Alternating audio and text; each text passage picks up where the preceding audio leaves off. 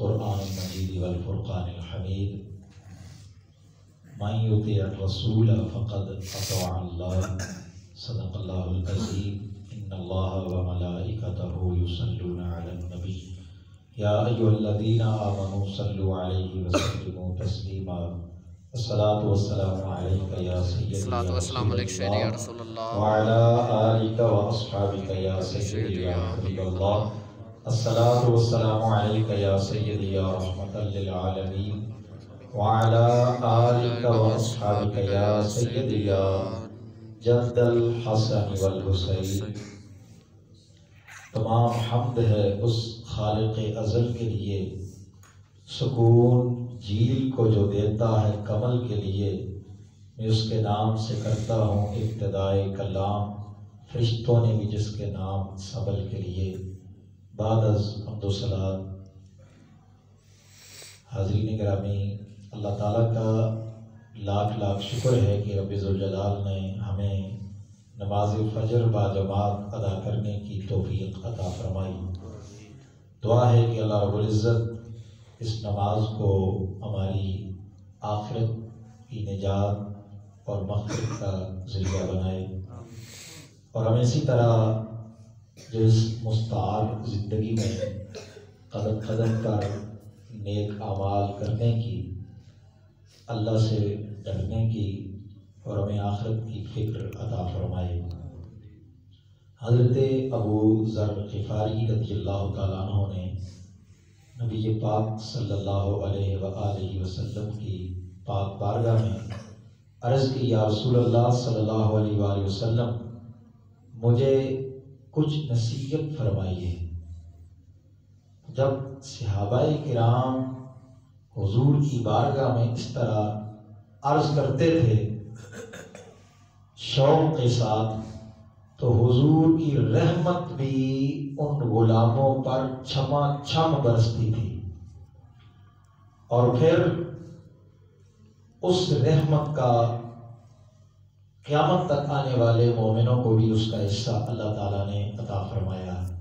کہ آقا علیہ السلام کہ وہ فرامین صحابہ کرام کے ذریعے، تابعین، تبع تابعین، ائمہ حدیث، ائمہ فقہ، علماء و مشائخ اور صوفیاء کے ذریعے، بزرگان دین کے ذریعے وہ آقا علیہ السلام کے انمول موتی امت تک پہنچے، تاکہ امت کو بھی یہ پیغام پہنچے، نصیحت پہنچے، اور حضور کی رحمت کا حصہ ان کو بھی نصیب ہو جائے.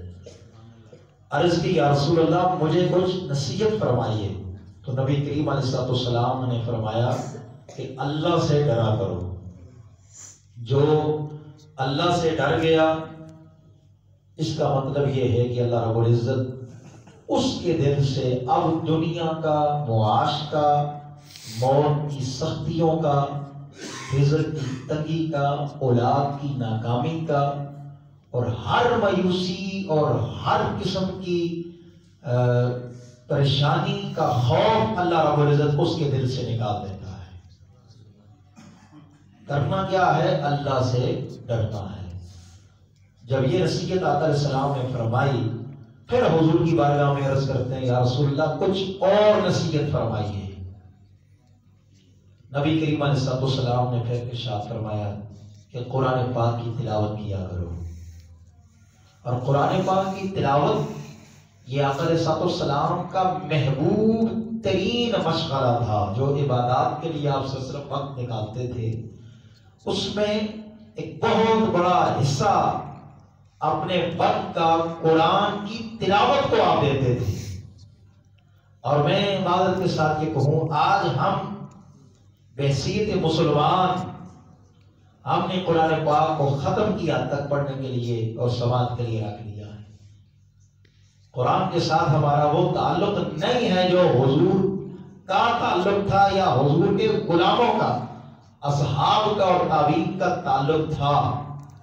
آپ کسی بزرگ کی زندگی کا مطالعہ کر لیں، آپ کو ملے گا کہ وہ رات کو اٹھ کر تہجد میں قرآن پاک کی تلاوت کیا کرتے تھے. آپ سیدہ کائنات سیدہ فاطمہ الزہرا سلام علیہا کی سیرت طیبہ کا مطالعہ کر لیں. ساری رات نوافل میں کھڑے ہو کر پورا قرآن پاک آپ تلاوت کر جاتی تھی.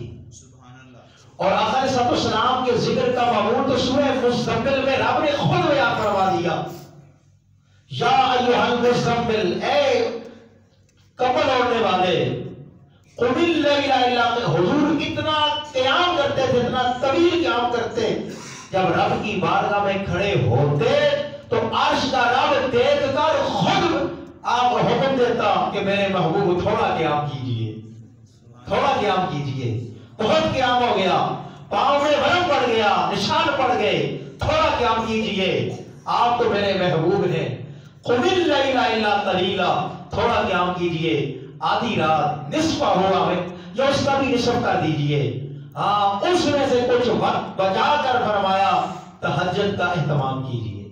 اتنا قیام حضور کرتے، اتنا قرآن پڑھتے، اور نبی کریم علیہ السلام نے ارشاد فرمایا جو شخص 100 مرتبہ سورۃ الفاتحہ پڑھ لے اللہ رب العزت اس کی ہر جائز دعا اپنی بارگاہ میں قبول فرما لیتا ہے۔ یہ سورۃ الفاتحہ ہے، یہ سورہ شفا ہے، اس کی اور بہت زیادہ فضیلتیں ہیں۔ اور پھر نبی کریم علیہ السلام نے فرمایا جو شخص قریب المرگ ہو اس کے پاس سورہ دخان پڑھنے سے خاتمہ خیر پہ ہو جائے گا، خاتمہ بھی ہو جائے گا۔ ایک تو ہے کہ بندہ تکلیف میں ہے اور گھر والے بھی کہتے ہیں کہ اب اللہ تعالیٰ جو بہتر ہے وہ اس کے لیے کر دے، تو اب اگر بہتر چاہتے ہیں تو سورہ دخان کی تلاوت کیجئے، اللہ تعالیٰ خاتمہ بھی کرے گا اور خاتمہ خیر پر فرما دے گا۔ یہ ہے قرآن کی برکات۔ نوجوانوں چھوڑ دو موبائل کو اور قرآن پڑھو، دیکھو اس میں اللہ پاک تمہیں کتنی بہار عطا فرمائے گا۔ ہزاروں روپے کے موبائل لیتے ہو، مفت میں الماری سے اٹھا کر قرآن کی تلاوت آپ نہیں کر سکتے، یہ بڑا لمحہ فکری ہے صاحب۔ نبی کریم علیہ السلام نے فرمایا کہ جو شخص روزانہ سورۃ الواقعہ کی تلاوت کرتا ہے اس کے گھر میں کبھی فاقہ نہیں ہوگا، کبھی تنگی نہیں ہوگی رزق کی۔ اور پھر نبی کریم علیہ السلام نے فرمایا کہ جو شخص سورۃ البقرہ کی تلاوت کرتا ہے، یہ حضور کا فرمان ہے اور صحیح بخاری اور مسلم میں بھی موجود ہے، نبی کریم علیہ السلام نے فرمایا کہ اس گھر میں شیطان داخل نہیں ہو سکتا۔ جب گھر میں شیطان ہی نہیں آئے گا تو مجھے بتائیں گھر کے 100% مسائل حل نہیں ہو جائیں گے؟ بتائیے، نہ چاکی، بے برکتی، نہ اتفاقی، بے روزگاری اور تمام جو بھی اخلاقی بیماریاں ہیں، امراض ہیں، جو اخلاقی امراض ہیں، یہ سارے ختم ہو جائیں گے اگر گھر میں سورہ بقرہ کی تلاوت کی جائے۔ یہ قرآن کی برکات ہے۔ میں آپ کو کس کس سورت کا نام لے کر اس کی فضیلت بتاؤں؟ نبی کریم علیہ السلام نے فرمایا جو شخص سورہ یاسین کی تلاوت جمعے والے دن اپنے ماں باپ کی قبر میں جا کے کرتا ہے، سورہ یاسین کے حروف کی تعداد کے برابر رب ذوالجلال قبر والے کے گناہ معاف فرما دیتا ہے۔ اب گنیے سورہ یاسین کے حروف کی تعداد، گنیے، رب حضور فرماتے ہیں کہ حروف کی تعداد کے برابر اللہ تعالیٰ صاحب قبر کے گناہ معاف فرما دیتا ہے، اور پڑھنے والے کو بھی اللہ تعالیٰ اس کی برکات عطا فرماتا ہے۔ اور جو شخص رات کو سونے سے قبل سورہ ملک کی تلاوت کرتا ہے، حدیث پاک میں اس کا طویل چیپٹر ہے کہ قبر میں جب وہ بندہ جائے گا عذاب ادھر سے آئے گا، سورہ ملک آگے آ جائے گی، ادھر سے عذاب آئے گا، سورہ ملک آ جائے گی، سامنے سے عذاب آئے گا، سورہ ملک آ جائے گی، سفارش کرے گی کہ یہ بندہ رات کو سونے سے قبل موبائل نہیں دیکھتا تھا، یہ اور کسی کام میں مشغول نہیں ہوتا تھا، مولا یہ تیرے قرآن کی تلاوت کرتا تھا، یہ مجھے پڑھا کرتا تھا، اب میں سورہ ملک اس بندے کی مغفرت اور نجات کے لیے تیری بارگاہ میں سفارش کرتی ہوں، اس بندے کی قبر سے عذاب اٹھا دیا جائے گا۔ پڑھیں گے قرآن کی تلاوت کریں گے۔ دوسرے نمبر پہ فرمایا کہ اے ابو ذر قرآن پڑھا کرو، اور تیسرے نمبر پہ پھر عرض کی یا رسول اللہ صلی اللہ علیہ وسلم کچھ اور نصیحت کیجئے۔ تیسرے نمبر پہ فرمایا کہ اللہ کو کثرت کے ساتھ یاد کیا کرو، کثرت کے ساتھ اللہ کو یاد کرو۔ اب ایک تو یہ ہے کہ اللہ اللہ کرنا، مسجد میں آ گیا اب اللہ کو یاد کر رہے ہیں، قرآن پڑھ رہے ہیں، نماز پڑھ رہے ہیں، یہ اللہ کی یاد ہے۔ ایک یہ ہے کہ آپ خرید و فروخت کر رہے ہیں، آپ دنیاوی معاملات نپٹا رہے ہیں، اس میں بھی آپ اللہ کا ذکر کر سکتے ہیں۔ اور ایسے مومنوں کی صفات کو قرآن نے بیان کیا، فرمایا رجال لا تلہیہم تجارت ولا بیع عن ذکر اللہ، ایسے مرد مومن ہیں کہ وہ بے شرح خرید و فروخت کے وقت بھی اللہ کی یاد سے غافل نہیں ہوتے۔ وہ بیچیں گے تو دل میں اللہ کا خوف رکھ کے بیچیں گے، صحیح سودا کریں گے، خریدیں گے تو دیانتداری والی خرید و فروخت کریں گے، دل میں اللہ کا خوف رکھیں گے، یہی اللہ کا ذکر ہو جائے گا۔ جو دیانتداری کے ساتھ اپنے دنیاوی معاملات کو نپٹائیں گے، یہی اللہ کا ذکر ہو جائے گا۔ فرمایا کثرت کے ساتھ اللہ کا ذکر کرو، اور اس پر اجر کیا ہے؟ فرمایا بندو تم مجھے زمین پر بیٹھ کر یاد کرتے ہو، میں عرش کا رب تمہارا ذکر عرش و راہ پہ فرشتوں کی بزم میں کرتا ہوں۔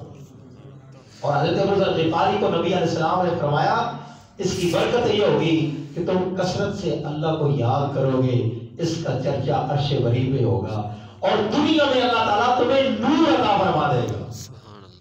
پھر عرض کی یا رسول اللہ کچھ اور نصیحت کیجئے۔ نبی کریم علیہ السلام نے فرمایا کہ لوگوں کے عیب نکالنے سے باز رہنا، کسی کا عیب اگر پتہ بھی ہو اس پہ پردہ ڈالنا، اس کے عیب کی تشہیر نہ کرنا، اور لوگوں کے عیب تلاش کرنے میں نہ پڑے رہنا، ان کے عیبوں پہ پردے ڈالنا۔ اور پھر عرض کی یا رسول اللہ کچھ اور نصیحت کیجئے۔ نبی کریم علیہ السلام نے فرمایا کہ حق بات کہنے سے کبھی نہ ڈرنا، حق بات کہہ دینا۔ عرض کی یا رسول اللہ کچھ اور نصیحت کیجئے۔ نبی کریم علیہ السلام نے فرمایا کہ دین نیکی کا کام جو ہے وہ کسی ملامت کرنے والے کی وجہ سے ترک نہ کرنا۔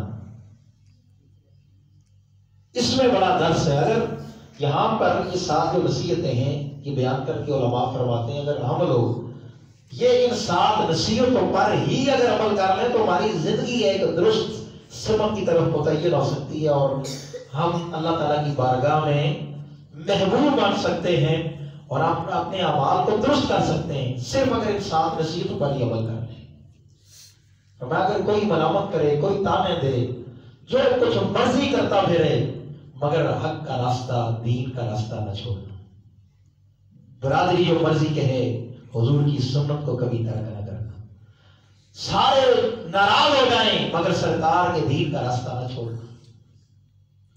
اب نبی کریم علیہ السلام نے فرمایا، میں اب مختصر کرتا ہوں، ختم کرتا ہوں۔ آقا علیہ السلام نے فرمایا من احب للہ واعطى للہ ومنع للہ فقد استکمل الایمان۔ فرمایا جو شخص کسی سے محبت کرے محض اللہ کے لیے، کسی کو روکے محض اللہ کے لیے، کسی کو کچھ ادا کرے محض رب کی رضا کے لیے، کسی کو روکے تو اللہ کی رضا کے لیے، فرمایا یہ وہ بندہ ہے، خوش نصیب ہے جس نے اپنا ایمان مکمل کر لیا ہے۔ تو اللہ رب العزت ہمیں دین میں استقامت عطا فرمائے۔ اللہ کرے آپ کے علاقے میں دین کا درس ہو، مدرسہ ہو، یہاں دین کا علم پھلے پھولے، طلباء حفظ کریں، قرآن پڑھیں، یا بچے قرآن پڑھتے ہیں کثرت کے ساتھ، یہ آپ لوگوں کو مبارک ہے۔ خوبصورت گھر بنے، اللہ کا تعمیر کیا، مزید اس کی باہر کام جاری ہے، اس پر بھی آپ کو مبارک ہے، اور آپ سب لوگ اس میں اپنا حصہ ضرور شامل کیا کریں۔ حسب توفیق اپنی خوشی سے کوئی نہ بھی تو آپ کو پتہ ہے کام لگا ہوا ہے، اس میں اپنا حصہ ڈال دیا کریں۔ یہ صدقہ جاریہ ہے، مرنے کے بعد یہی کچھ کام آئے گا۔ رشتے ناتے، وارث شاہ نے کہا تھا نہ کر مار وارث شاہ نہ وارثاں دا، رب وارث کر مار دے۔ یہ وارث کدوں پھر وارث نہیں رہتے، ساڈے کام نہیں آن گے، قبر چ یہی کام آئے گا جڑا تسی اللہ دی راہ یا نیک عمل کردے ہو، نیکی کردے ہو۔ اللہ تبارک و تعالیٰ سانو نیک اعمال کی ہمیں توفیق عطا فرمائے۔ اور یہ جو 7 نصیحتیں تھیں جو نبی علیہ السلام نے حضرت ابو ذر غفاری کو کی، اللہ تعالیٰ نے ان 7 نصیحتوں پر ہمیں بھی عمل کی توفیق عطا فرمائے۔ آمین۔ اللہ